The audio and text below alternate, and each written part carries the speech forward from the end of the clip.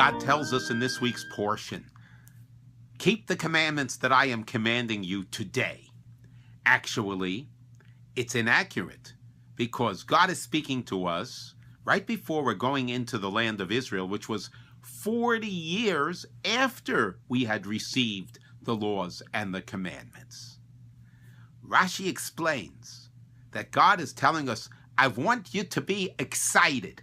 Every single day, I want you to feel today is the day that I received the Torah. Now, how do you develop such a feeling? There's a very simple and functional technique to use for Torah and for every gift that we have in life. Stop and think. Today I received the Torah. How do I feel excited that I received it today? Stop and think. What would the world be like without Torah? You know, we say today, all of us, and we look around at the world and what we see and what we hear and what we read and say, what is this world coming to? But on the other hand, look at the glory that was demonstrated in America this past week in Houston, and how people came forth and helped themselves and risked their own safety for one another. This came from the morality, from the ethics, from emulating God that was taught to us in the Torah. And what about our own lives?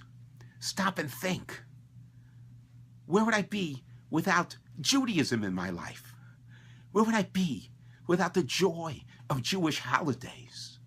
Where would I be without the beautiful lessons that I study and try to inculcate into my family and to those around me? How empty my life would be.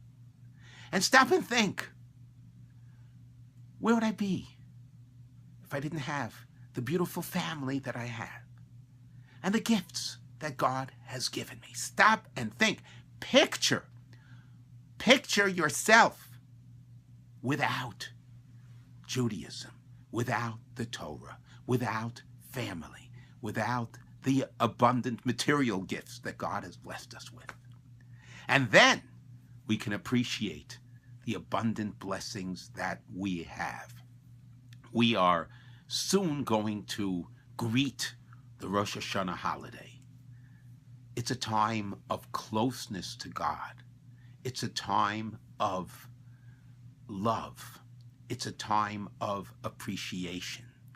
If we stop and think and try to picture, visualize where we would be without God's abundant gifts, then our love for God would flow in such a beautiful, grand, colorful way.